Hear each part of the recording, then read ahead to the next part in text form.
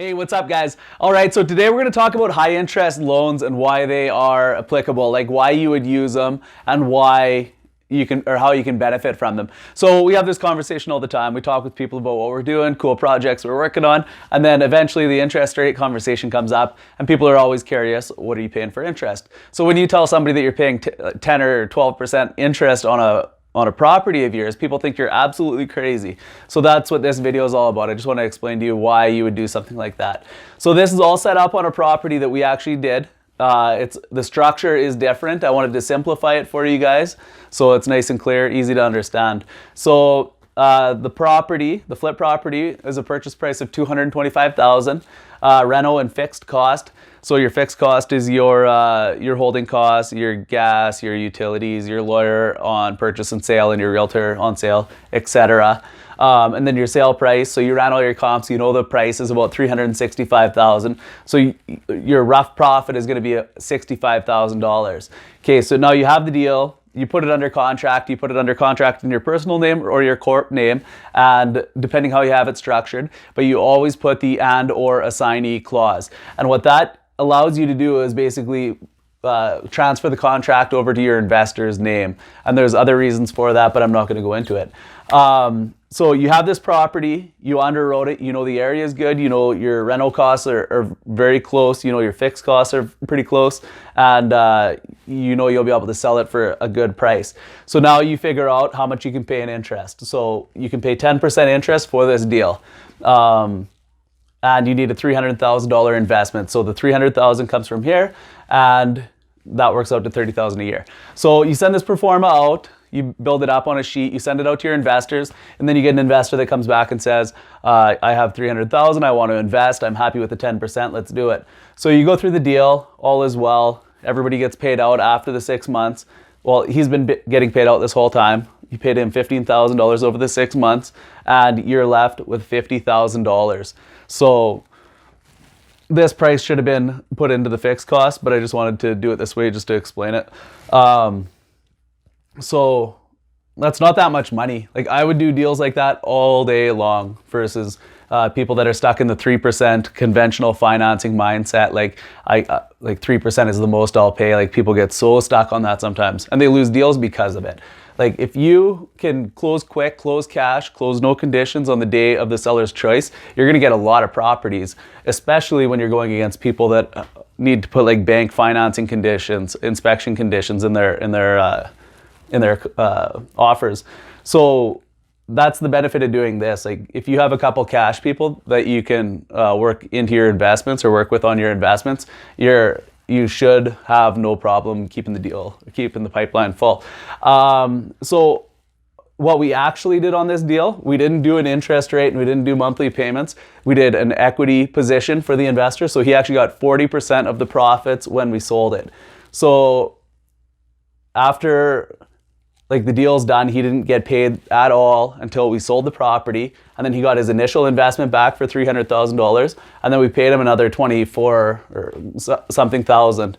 So on the equity model, just to explain to you guys how expensive equity is and why 10% is cheap, like that puts it into perspective. We paid him $24,000 or paid that investor $24,000. So that's $9,000 that we would have saved by paying 10% interest.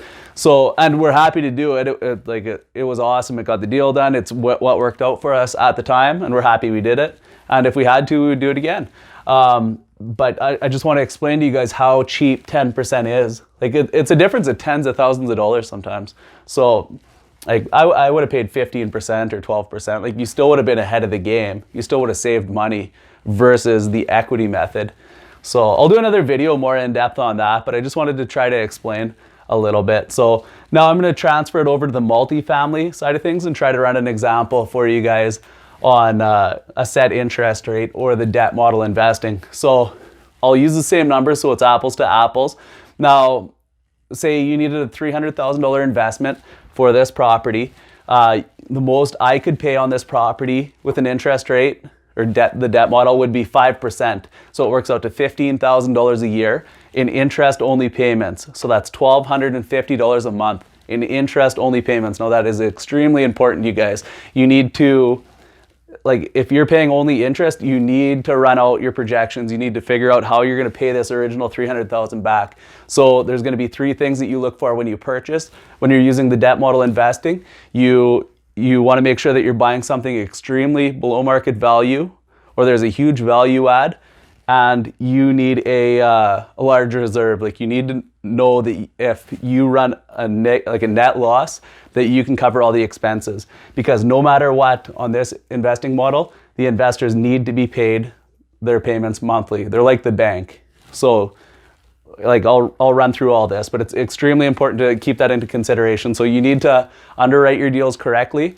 And if I was the investor investing in a deal like this with a set interest rate, I would make sure that I underwrote the deal. And if I didn't know what I was doing, I would get help with it. So if you ever need help, just feel free to contact me. So we're going to move into the deal now. So we got a purchase price of $1.4 million. You have income of $170,000 after stabilization. So that's your profits, that's your rents, your laundry, etc., etc. Your expenses, this is including all of your debt servicing, your bank financing, your interest-only payment to your investor, and then all the utilities, taxes, everything included. So that leaves you with a profit of $30,000, and that goes directly to the managing partner. So that is the person that brought the deal together, brought the investor in.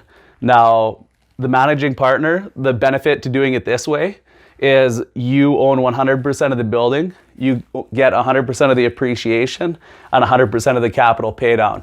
I did a video on this a little while ago and it explained everything over 15 to 35 years, and it's ridiculously powerful at 2% inflation.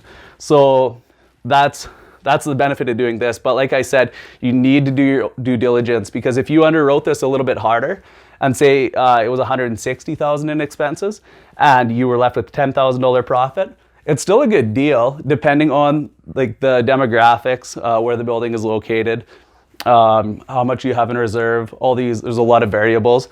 But with $10,000 profit, like it still could be a really good deal because you get 100% of the appreciation and the capital pay down. So depending where you are in your life and what your situation is, like you're still getting paid to have this building, and you're just setting it up for down the road.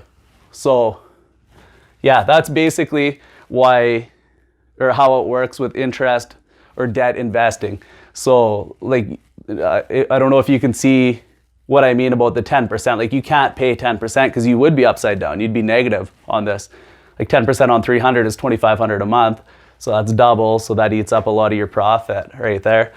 So, but yeah, anyways, I hope you guys enjoy that. I think I covered most of it. So if you like that, hit the subscribe button and I'll catch you guys later.